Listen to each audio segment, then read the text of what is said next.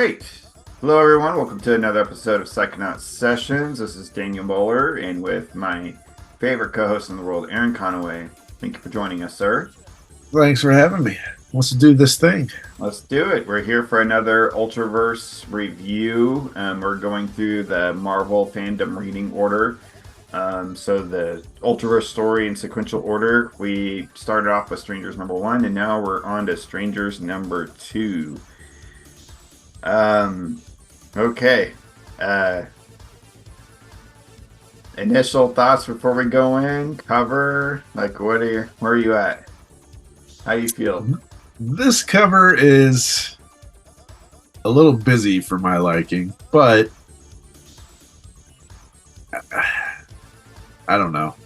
Yeah, it didn't hit as well for me. It's kind of just generic compared to the first one.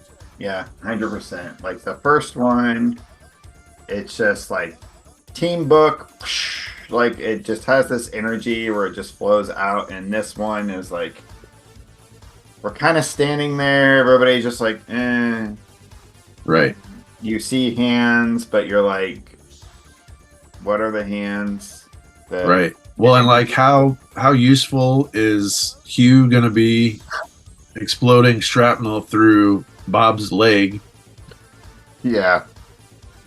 I mean, it just. But I mean, I get, it's a team shot. I get it. It's just not. It didn't hit for me as well as issue 1's cover did. Yeah, it's a very forgettable cover. Yeah. Yeah, if you just showed me that image, I don't know that I could tell you it's from Strangers number 2. I mean, I know it was Strangers, but I don't know that I could tell you it's from issue 2. Yeah. All right. Well, we're not here to shit on people. We still love you, Rick Hoberg. So we'll just flip on and get going. How's that? Sure. Got our skybox out again. Yep. Thank you, Skybox. Okay. Splash page from the very beginning. We've got Bob and Hugh talking. Hugh, they're in a private jet. Can you help me out with this? What's the fucking joke? So Hugh's telling a story. Bob's saying, please stop. And he talks about one guy beating the other guy up and at a party. And he's like, I tried to pull him off. And then they were yelling, hey, Hugh, get off of my McCloud. So remember, so in the in our kickoff episode, I said that very little stuck with me in Ultraverse from reading it 30 years ago. Uh-huh.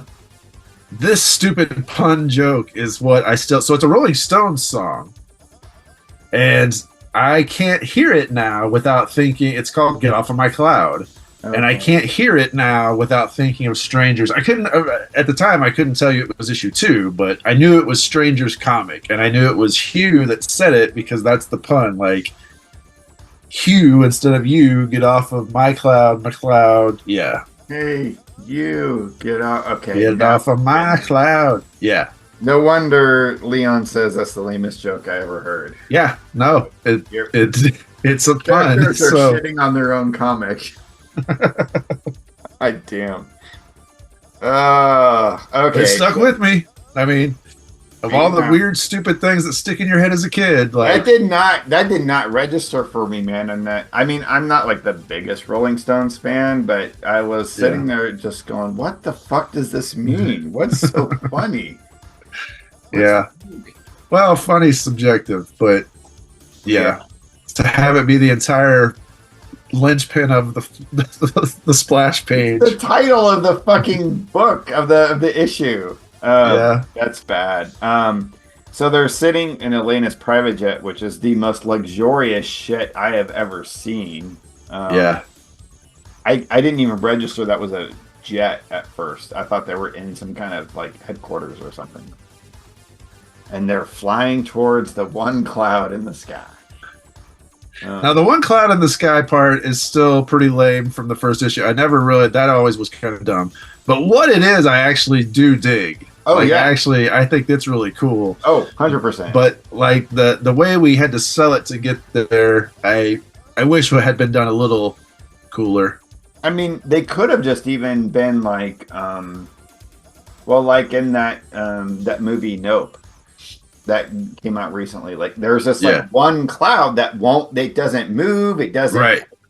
It does. It's just sitting there, and it's weird. Like you could, like, there are so many ways they could have sold it, other than like there is no clouds in June. Well, so okay, to be fair, I've never actually been to San Francisco, but I'd bet all the money in my pocket against all the money in your pocket that having a cloud show up in June is not that crazy. Yeah, I'm sure it doesn't freak out the populace.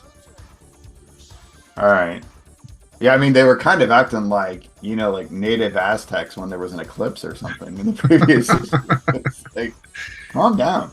Yeah. We do get a nice big shot of the moon here, which is another like little sort of teaser to a future story in Ultraverse, where the moon is very prominent. See, I don't remember. Oh, really? Breakthrough? Yeah, I'm telling you, there's very little I remember. Ooh. I know Breakthrough. I know it's an event because I remember the covers, but I don't remember. Well, now that you said something about the moon, I vaguely, there's like ticklings of memory, but they're setting this up. They're like making this a prominent thing because this is very integral to ultras across the board. Okay. Yeah.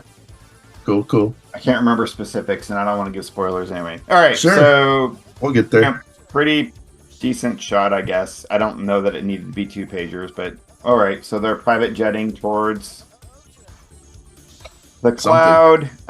They're giving a little recap of last issue, and they give a little like recap of like this is this person, this is that person, and they're all like, "Yeah, let's do it. Let's go into the cloud." So they're flying into the cloud. Man, there's a lot of pages where they're just flying through this cloud. So they fly through. Nothing happens. They do find out that like the degrees in which the plane was with, that like in where it was level with the ground shifted at least or something. But anyway, then they think, well, this guy can fly when he's yellow, so he's going to go out and try to fly into it himself to search out, so they don't have to keep flying the jet through. Right, because like the jet, its tech was telling them like, no, we flew right where you wanted, but then it was like getting altered. Right. So their flight plan, something was screwing with the jet to where they couldn't go where they wanted to go. Right. So if we get a person in there, then we don't have to rely on the tech. And then he somehow is going to use his energy to, I don't know, vibrate into the android girl where she can tell whenever he's ready for them to come to him as a beacon or something. Yeah.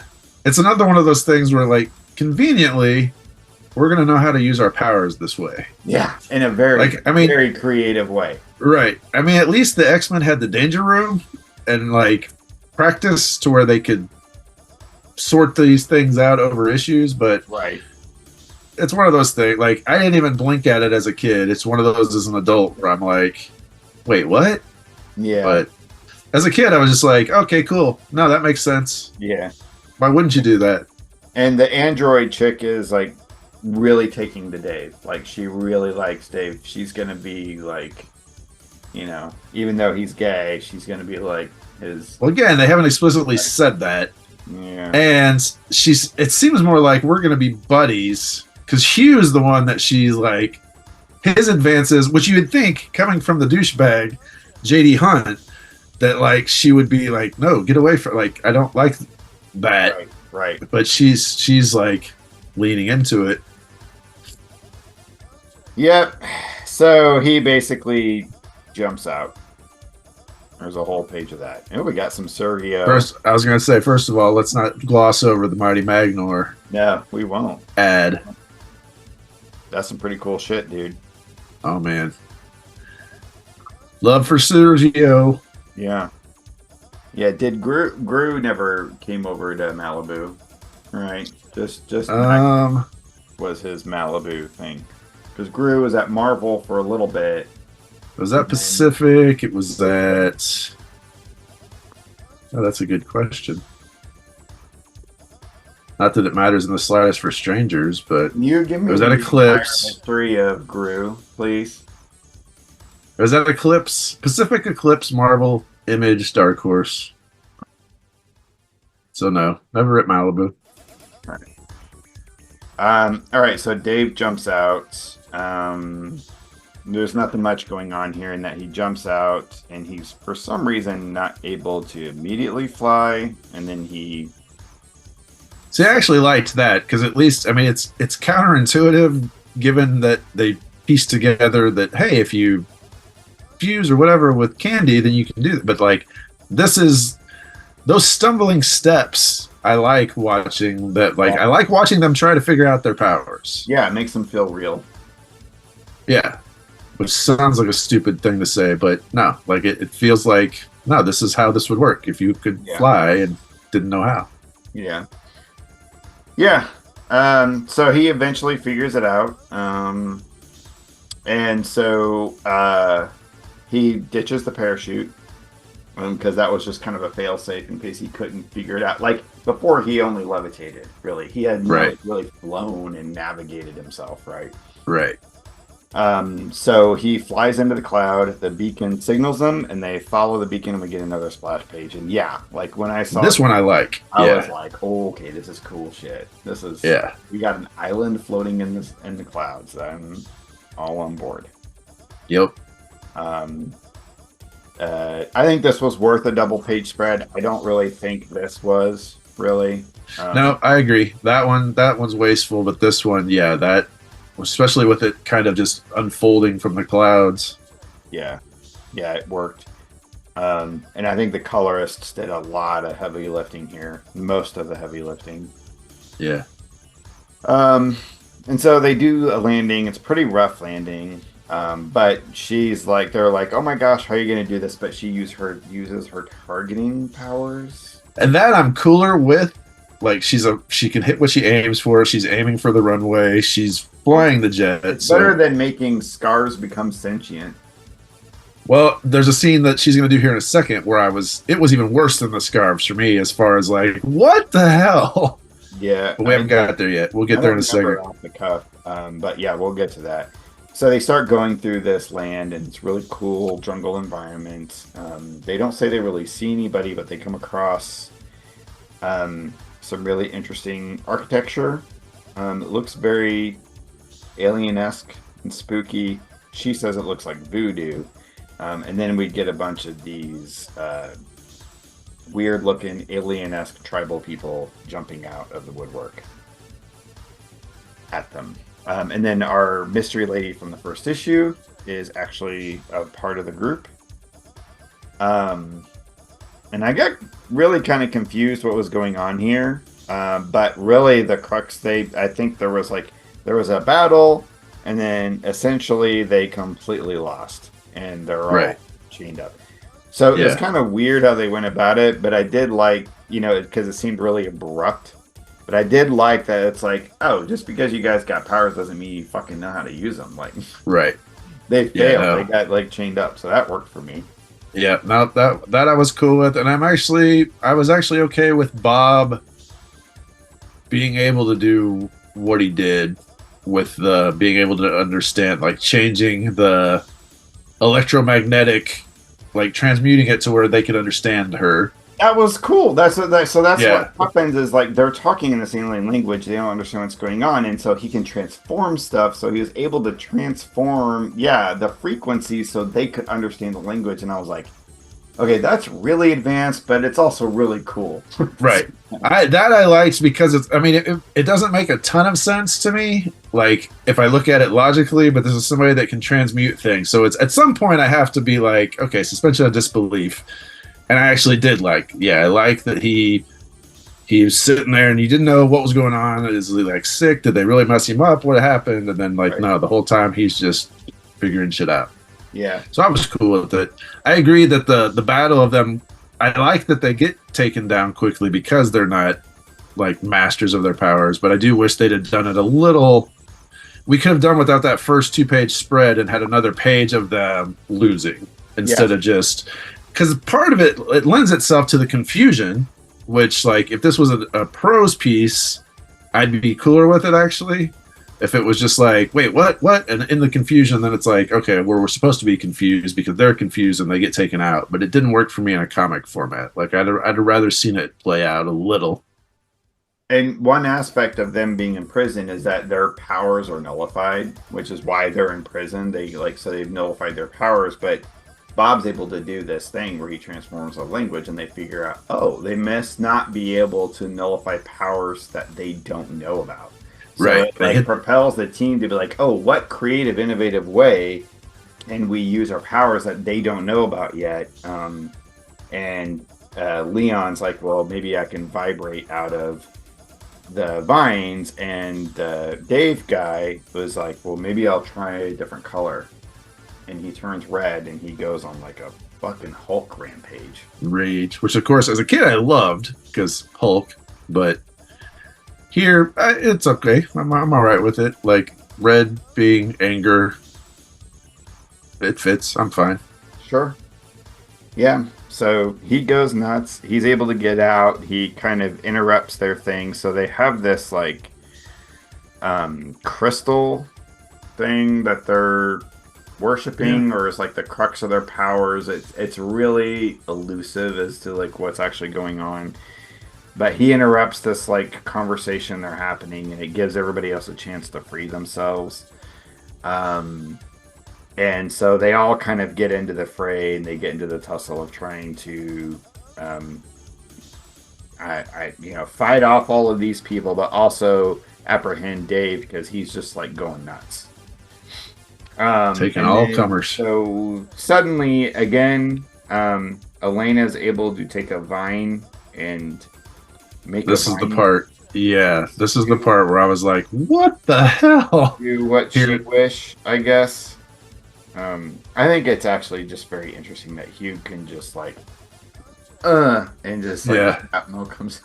It's like, I don't know. I don't know. I'm not sold on Hugh, and I'm not sold on Elena yet. Like, why is that happening?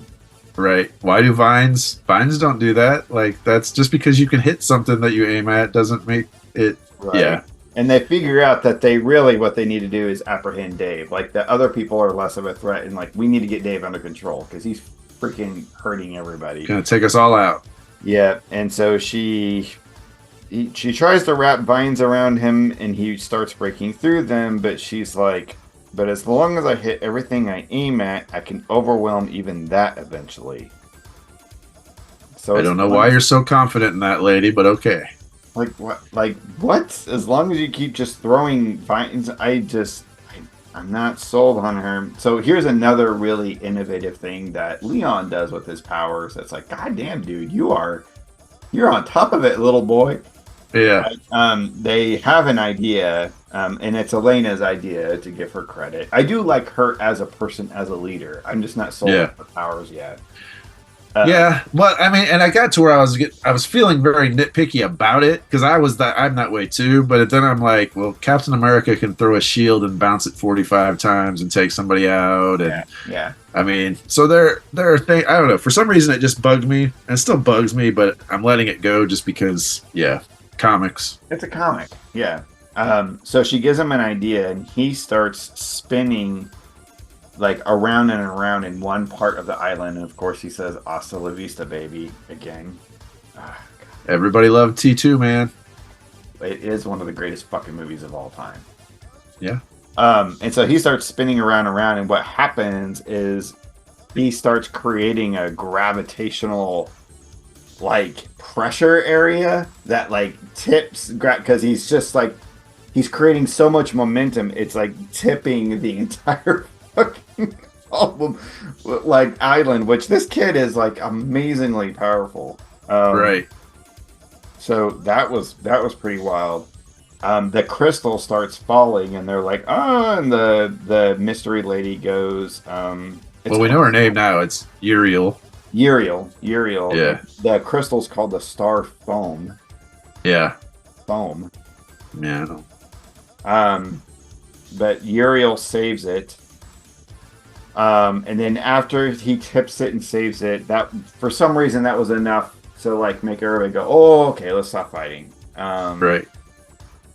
And they're like, okay, let's talk a little bit here, and this is where it was kind of all The chief respect. was the most. Go ahead. No, I mean, The chief is the most infuriating man on the face of the planet. I know exactly what's going on. I know what you need to know, but you need to figure it out for yourself. he reminded me of the Sphinx in Mystery Men. He just like said all these platitudes, and a mix Yeah. between that and Dungeon Master from the D&D cartoon. Yeah. Like, he just said all these weird riddle platitudes, and even admitted, like, you're never gonna know the answer to this. It's up to you to figure that out in the future. I can be as ambiguous as I want to be. It's like, what? Yeah. But somehow through this conversation with the chief, they all figure out, okay, we've all got a future ahead of us as a group. They're going to let us go to fulfill that future or destiny because the chief recognizes that. And Uriel is supposed to accompany them, and she doesn't want to. She's like, oh, these guys, fuck them. They're like humans and blah, blah, blah.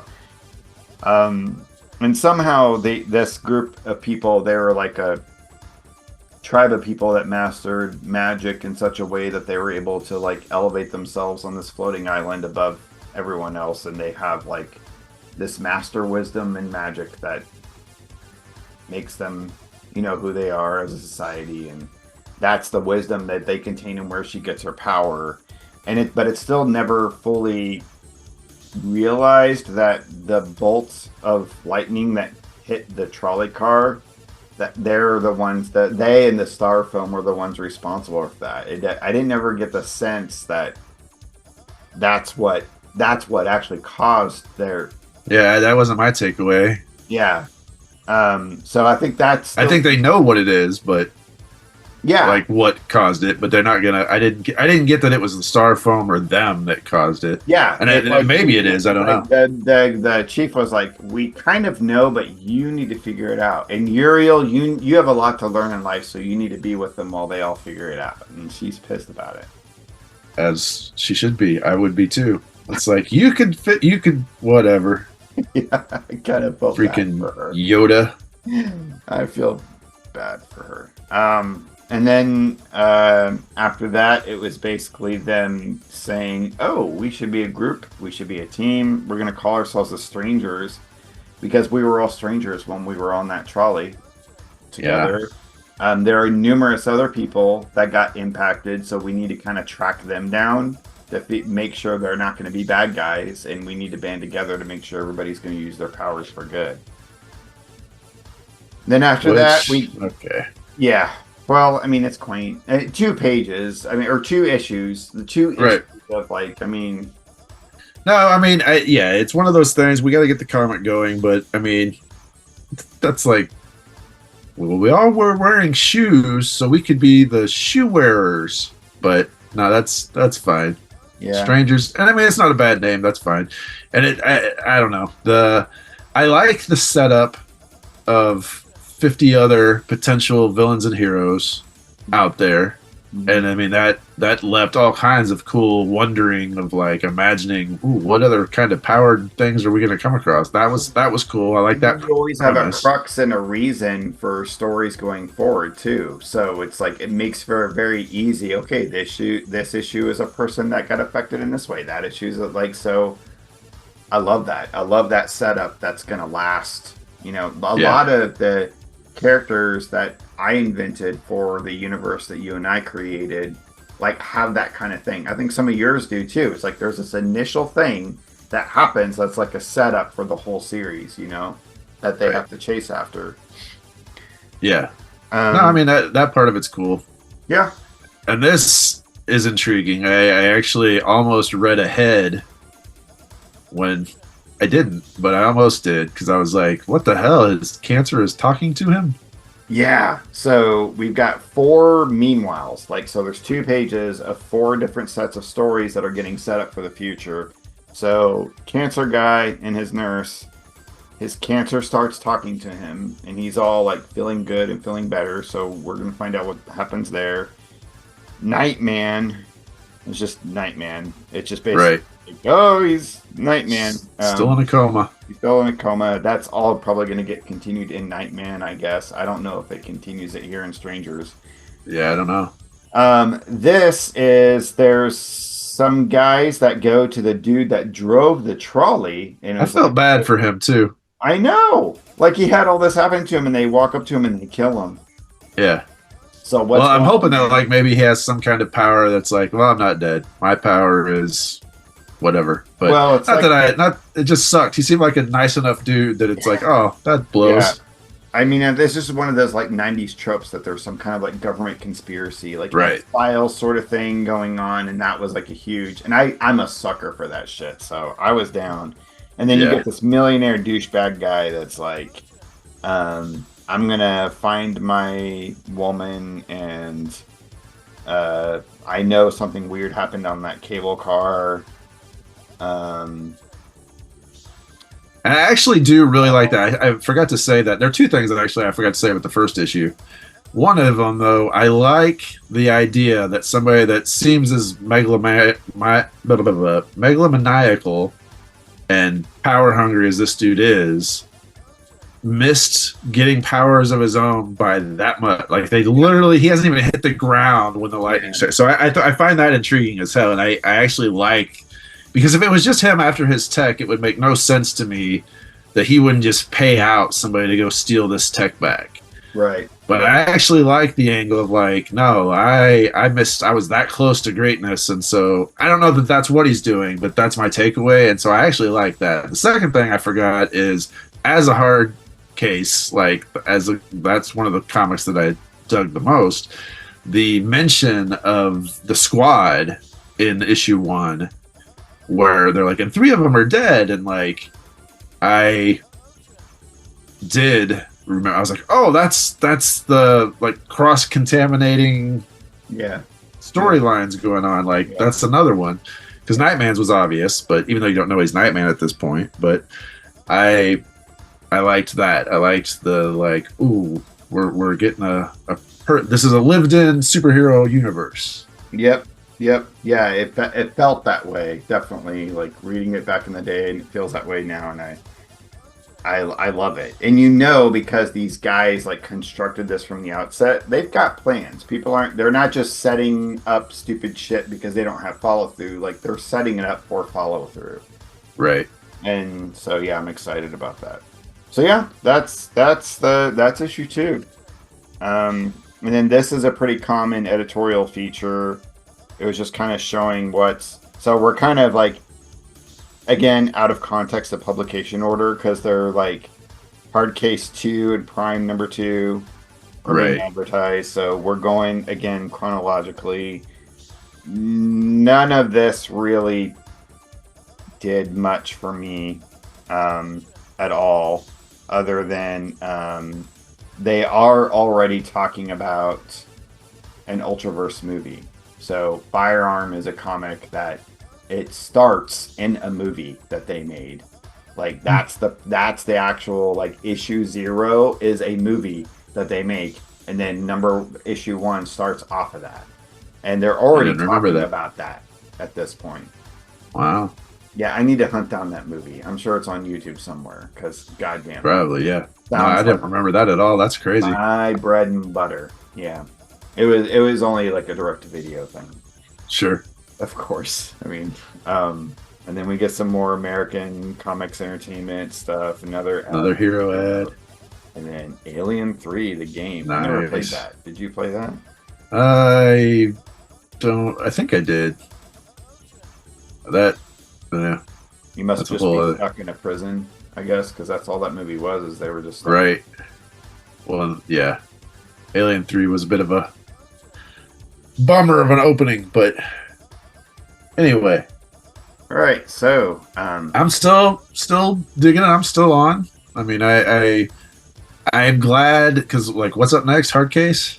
Yeah, Hard Case. I'm happy for that, not just because I back in the day I preferred Hard Case and Prime anyway, but I'm ready to explore beyond Strangers at this point. Like at this point, I want to know more about the Ultraverse. Yeah, I like reading it like this because even though it's not coming out in publication order, we're kind of reading it in different parts, jumping from series to series. So it's almost like we're picking it off the racks in a way. Right. Yeah, no, that's and I'm cool with it. Yeah, I'm cool with doing it that way. And I mean, this is what I do with continue with strangers. I think I would be less excited. I would, not that I hate it. No. But I'm ready to look elsewhere. Yeah. Like the spotlight being here is, and it'll be, cool to come back. I don't know when we come back for issue 3, but I'm ready to branch out a little. And so what we got next is Hard Case number 1, and then Ultraverse Premiere number 0, but only the first story in that. So maybe we can do Hard Case number 1 and that at the same time. And then Prime, and then Prototype. We'll figure that out. Prime, Prototype, and Mantra. And then it's like Mantra. Wait, doesn't I think the issue 0, the first part of the issue 0 is like the lead-in to Prime, isn't it? Yeah. That I vaguely remember. Yeah. Yeah, Ultraverse Premiere. I vaguely remember it having it. Yeah, I vaguely remember Prime 1 had like a little snippet, like prelude chapter that took place right before the issue dropped. Yep. So why don't we combine those two, do Hardcastle by himself and combine those two? If that's the case, I may be misremembering because again, it's 30-some years ago. Yep, I'll look into it, but I think you're right, and that's what we'll do. And then we'll go to Prototype, Ultra Monthly. I'm not sure. Ultra Monthly is basically like a magazine that is made as if it was a magazine in the Ultraverse universe. So it has like an article on the Squad, like let's remember the Squad, and it's written as if it was a magazine written in that superhero universe. So it's maybe we can skip it, or maybe we can just refer to it in one of the episodes. Yeah, but then maybe somebody. Go ahead. Sorry, I think we have. Well, no, I was going to say maybe somebody watching these, if we get anybody watching these that also is an Ultraverse geek, can tell us who remember better. Yeah. No, you can't skip that because XYZ. Yeah. Which would be cool. Because, I don't know that I've ever read any of the... I remember that there was a thing that was like, this is a periodical that takes place in the Ultraverse. I don't know that I ever read any. But... Well, after that, after we do those number 1s, Prime, Prototype, and then Hard Case, Prime, and Prototype, then it's Mantra 1 through 4. Like, the first 4 issues of Mantra, and then it goes back to Prime 2. So... I think if I remember correctly, because I just recently reread Mantra a couple of years ago, and I think like those first 4 issues are like, it's basically happening in like one day. I mean, it's just like, it's so quick. It's like everything's happening at once. So if this list is following everything chronologically, I guess that would make sense that sometimes you would get a bulk. Sure. Like that. So we'll see. We'll see how it goes. All right, cool. Well, I'm still in if you are. I'm really thoroughly enjoying this, actually. This is all I have in the world, man. This is everything to me. Not even a little bit true. I know, but I love it. Simon Myth. I mean, yeah, but this is very much inspiring me to get back to the table and working on the stuff that we are working on together, because it still very much resembles that stuff, and so yeah, it's still my fuel. Love it. I'm excited. Cool. All right, so next time we'll tackle Hard Case and see what's going on there, and sweet. Yeah, everybody please go check out Aaron's content. Mullers too. Links in the chat. He's got a lot of great books, a lot of great merch, and excellent YouTube channel, and always makes wonderful stuff. So, and everybody else out there, just stay safe and keep it psycho. Peace.